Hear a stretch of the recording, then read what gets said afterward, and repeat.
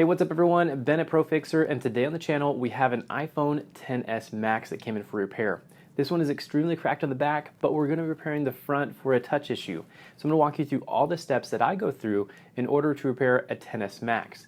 If you repaired an iPhone XR, iPhone XS, or any other similar model that's a 10, this is going to be a cakewalk. If you repaired anything else, it'll be pretty similar too. A lot of iPhones are built in very much a similar way. So it'll be very easy and very familiar, but there are a couple different things with the XS Max that you do need to watch out for, and I'm going to show you what those are. Everything on my workbench I've linked up in the description below, so be sure to check that out, and as well, like this video and subscribe. Without further ado, let's get started on this XS Max.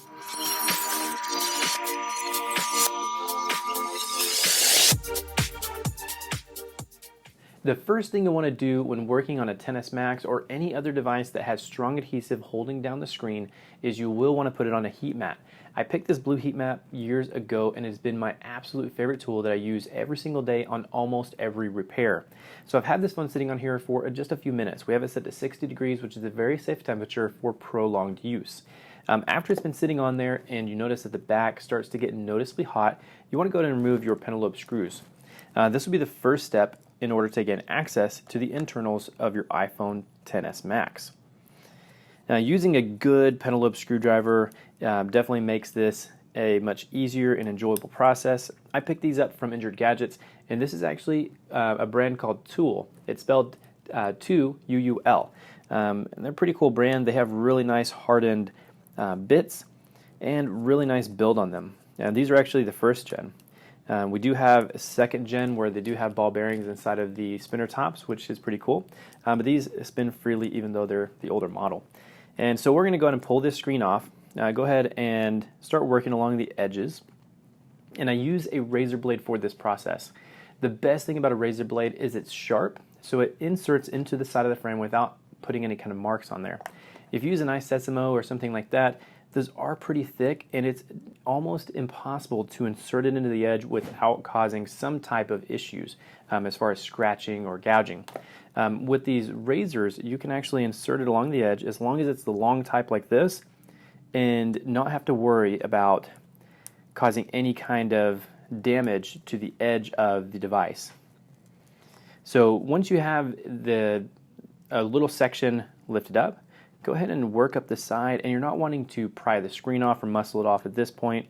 Realistically, you're just wanting to lift the screen up so it releases it from its clips and also from the adhesive that's holding it in. Don't insert it very far because you may hit the battery or something else inside of the phone, which could be a pretty bad day. But go ahead and work down the edges, which makes it easier as you start to get the screen out.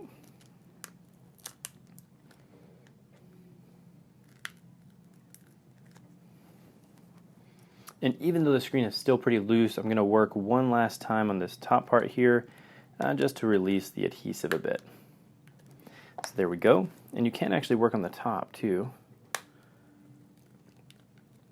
Alright, perfect. And so now we have the screen that is fully loose and ready to come out. You're going to have a lot of spider webs of adhesive that will be holding it down. So definitely be very careful of those. And hold onto your screen and the housing securely so that you don't break anything or so you don't release the phone if those little spider webs of adhesive give way all at once. So I'm going to go and pull some of this adhesive web off and place that off to the side. We'll discard that later. And now we're wanting to get into the device and start to unplug the battery and some of those other things. What we'll do is we're going to use a tri-wing screwdriver to start unplugging or start removing some of these screws. Go and remove them from this bottom cover here. This one has 3. And they all appear to be roughly the same size. I do like to keep them in order. I don't want to mix up any of these throughout my repair process. Now remove the next ones, which these do have multiple sizes, so you do want to be very careful with this particular row of screws.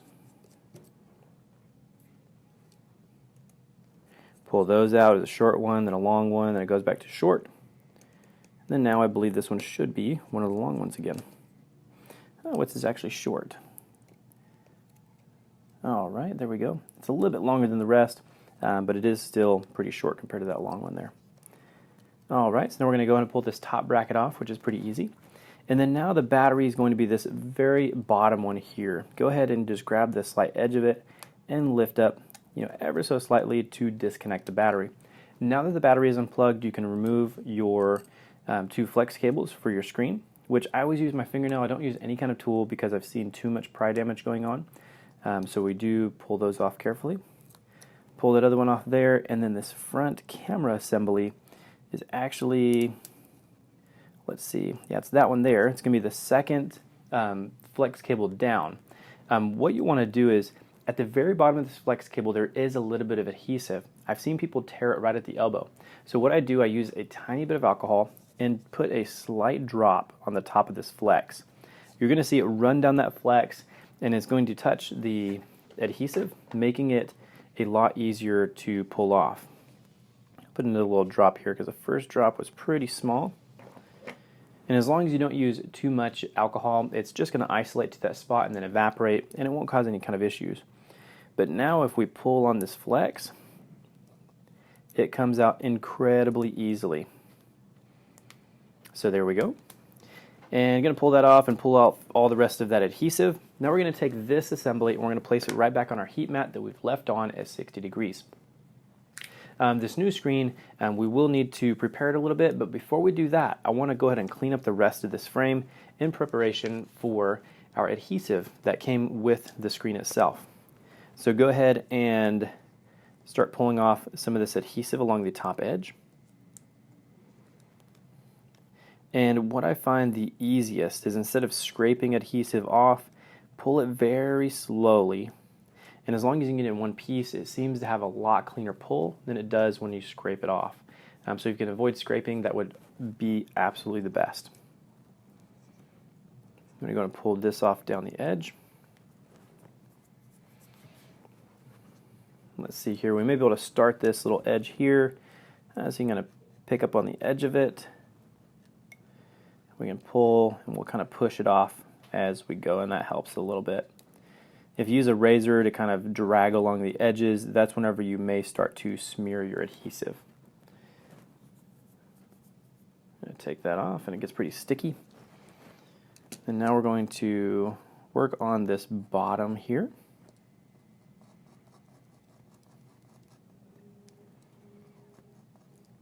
And basically just pulling and giving a slight bump to the bottom of the adhesive.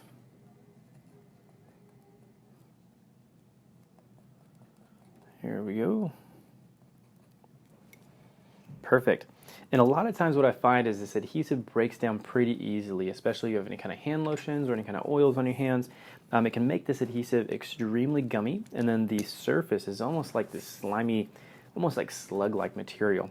So what you can do, you can clean that off with a Q-tip and a little bit of isopropyl alcohol. We use 99% isopropyl alcohol, so it cleans it, really well.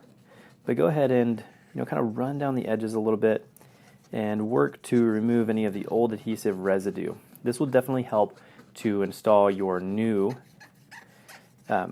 mid-frame adhesive to ensure that it sticks and holds down the screen itself. Installing these new adhesives, it's probably not going to increase any kind of water resistance or prevent any kind of water from entering the device. However, it does hold the screen a little more firmly to the frame, and that will definitely help to give it an OEM feel, because as you're typing on it, if you squeeze it, you won't have that slight click because the screen will be held down tightly within the frame itself, which is nice. Going to work around the edges, making sure you don't put too much alcohol, because if you do, it could leak into some of the other components. We'll work here.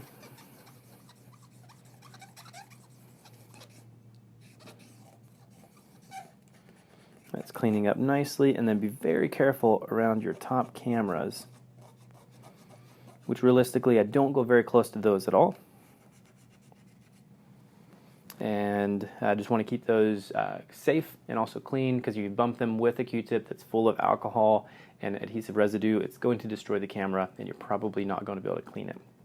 So we're going to set that off to the side, and now our new screen our old screen that's been sitting on the heat mat is now up to temperature and ready to remove the Face ID sensors so that we can transfer those to the new screen assembly. So making some room on workbench so I can move the blue heat mat over. I'm trying to get that little bit of adhesive off of my hands there. I'm going to take these out. A little bit different than a 10R if you've ever done one of those. The 10R does have a couple different Phillips screws, but these are all tri-wing at the top, which is really nice. Keeps you in the same screwdriver. And there we go. And with this, there is a little bit of adhesive holding this down, but we want to rotate this back over. And the adhesive actually didn't hold too tightly, and I attribute that to the blue heat mat. But along this little edge here, there's a little bit of adhesive, and sometimes it can hold to this front speaker, making it hard to flip the speaker over. But now that the speaker's flipped over, we can now insert a little bit of alcohol into the top of the device, into these two sensors. That will help to release them from the adhesive that's holding them in. Now we're going to take our closed tweezer and just kind of run those along the edge. We're going to lift up.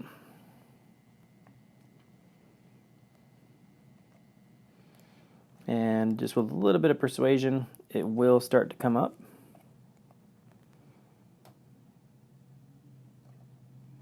And this other one, we want to pull up on that one slightly as well. The only thing that's going to be left connected is going to be your front microphone, which will be very easy to pull off since the whole screen is heat saturated.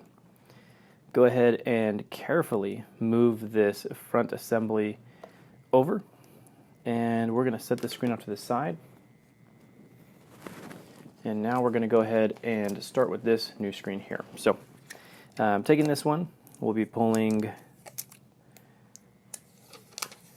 the covers off the heat dissipation stickers. And now we're going to go ahead and take this new front screen and install our Face ID sensors back in. The biggest thing with this is you want to make sure that it's actually installed into the actual sections of the housing, or into the sections of the bracket itself, to hold those sensors in their proper spot. Now what you want to do is carefully flip this speaker assembly back over and check that all of your screw holes are lining up perfectly and that the speaker is sitting on top of the standoffs. If it's not close to the standoffs, as in like 0.5 millimeter close, then you need to readjust your sensors to ensure that they're sitting flat inside of the brackets. This one here, they are all completely in. And so now we're going to go ahead and take our screws and we'll screw those back in to hold that speaker assembly in place.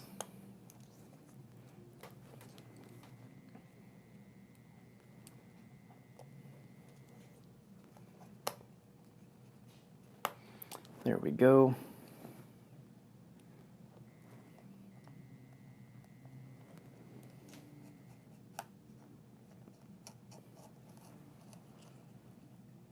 Perfect.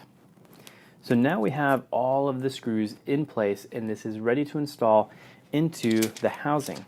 But before we can install it into the housing, we do want to make sure that we put our frame seal back on. So taking the device just like this, we want to install our frame seal, which is going to look very similar to this. Nearly all of them look identical. So peel off the backing, and then you're going to be presented with this, basically a plastic card that holds the adhesive, and then you're going to be able to lay it down in the frame itself. It's going to be very careful around the edges to make sure you don't touch the front cameras. You go ahead and lay this down in place. Now go ahead and use the back end of your tweezers to gently place this down into the housing.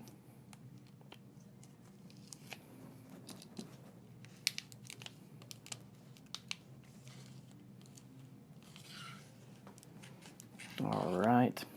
And then once you come up to the front speakers, you will want to be a little bit careful. I turn my tweezer up on edge, that way I don't rub across the front cameras, and that way you can push on that frame adhesive without pushing across the cameras themselves.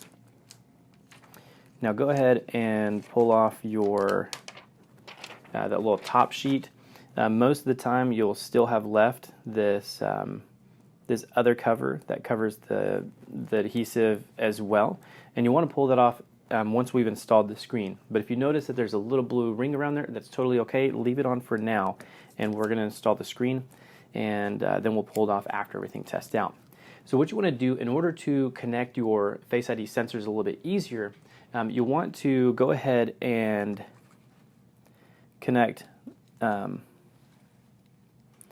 Face ID before you've connected any of the LCD connectors. And so now we have that one connected, and we're going to go ahead and install or connect the LCD connectors. And now to connect your LCD connectors, you are going to just plug them in just like this, which on the XS Maxes it's actually very easy to do compared to like a regular 10. One of the connectors is actually down in a hole, and so it makes it a little bit harder to connect. But luckily on these XS Maxes they make it a little bit easier on you. So go ahead and connect those, and then after you've ensured that they're connected, go ahead and plug in the battery. Now at this point we're going to go and hold down the side button for 3 to 5 seconds, and we're going to watch it power on. At this point we're going to wait just a few seconds for it to power on, and we're going to do a simple touch test on it to make sure it's fully working. That way you don't install a screen that continues to have the same issues that you had before. Alright, so now that we're into the device, we want to go ahead and test the touch function on it. What you can do is you can drag down from the top and then make sure you go in a square and then also diagonal. This one originally had dead touch directly down the center, but now as you can see it has full touch and it's fully working. And so now we're ready to go ahead and put our brackets back on. So we'll go ahead and do that. And what I like to do in certain situations like this to help hold the screen is if you have some canned air that's pretty heavy, you can lean the screen up against that, which makes it a little bit easier to do the repair itself. Go ahead and install the bottom bracket here.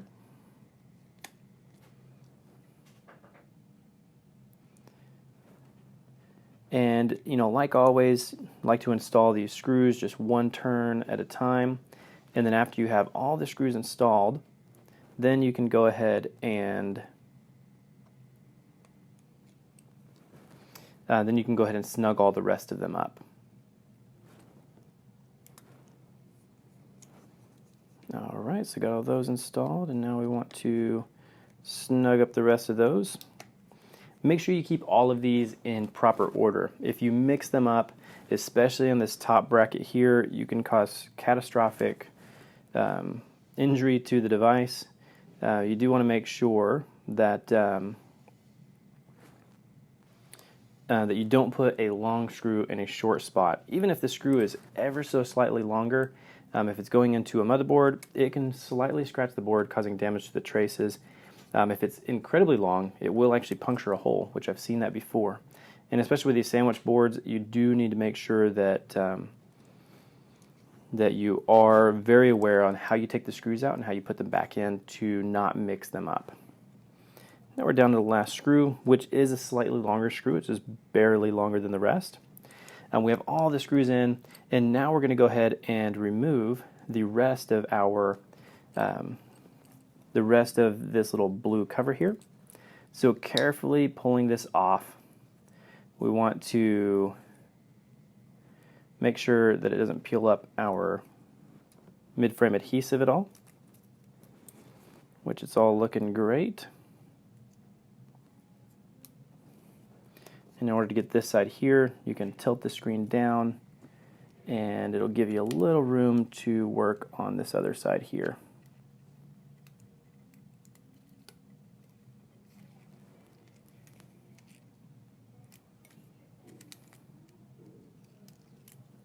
Perfect. So now, just like all the rest of the screens, in order to install this one in, what you'll do is, using 2 fingers here at the top, you're going to press the screen in to align those front cameras, and making sure that it's sitting flush like it is. Then you can go ahead and check your flex cables on the side. You want to make sure that the flex cables aren't sticking out too far, and also that they haven't attached to the adhesive. If they have, you can take the back side of your tweezers and kind of poke those just a very slight bit to get them to release from the adhesive, and as long as they're out of the way, then you can push the bottom in and run your thumb up the side. That will help to ensure that the top is in place. Then you push the bottom in and then slide the rest of it in, ensuring that your screen is sitting as flush as possible. So just like this side here, you want to push the bottom in and then rub your hand up the side. And you may hear a couple of clicks, which means that the little brackets on the side of the screen have clipped in to the brackets themselves inside of the housing. Go ahead and do a little bit of an inspection around the edges to make sure that it's sitting completely flat and flush and that you don't have any raised areas. If you do, you may have forgotten a screw on the inside, or maybe you have a ball of adhesive that is kind of sticking up a little bit more than it should. But by taking a look now, you can easily open up the phone before running into issues later, especially if you have a screw pinched somewhere where it shouldn't, or if you possibly pinched the flex cables from the screen. Now we're going to go ahead and insert the 2 bottom screws in here. Putting the bottom screws in the phone is actually pretty easy. However, you do need to apply a bit of force to the bottom of the device. This will ensure that your pentalobe don't strip out while you're screwing those in. So just hold the device against the table and screw in the pentalobes. And my screwdriver has actually lost its magnetism, which I do need to remagnetize it. If you look on our channel, we actually have a video that covers how to remagnetize your screwdriver. It's pretty cool, but I will be grabbing that before I do the next video, ensuring that my screwdriver is holding those screws as it should with magnetism. So now we do have this phone completely repaired and ready to give back to the customer after we fully test it. We always go through a 2-tech check, which is 2 checks between 2 different techs here in our store to ensure that everything has been restored back to its full functioning form. As long as everything tests out, we'll give it back to the customer and everything is going to be a-okay. Hopefully you've gone through this video and you've learned something through it and you can repair a XS Max now. I appreciate y'all following along, and if you enjoyed this video, go and hit the like button. If not, the other button seems to work okay too. Don't forget to subscribe and also hit the notification button. And everything that I've used in this video, I've linked up in the description below. So be sure to check that out. But my phone's repaired now, so I'm gonna go. I'll catch you on the next video. I'll see y'all later.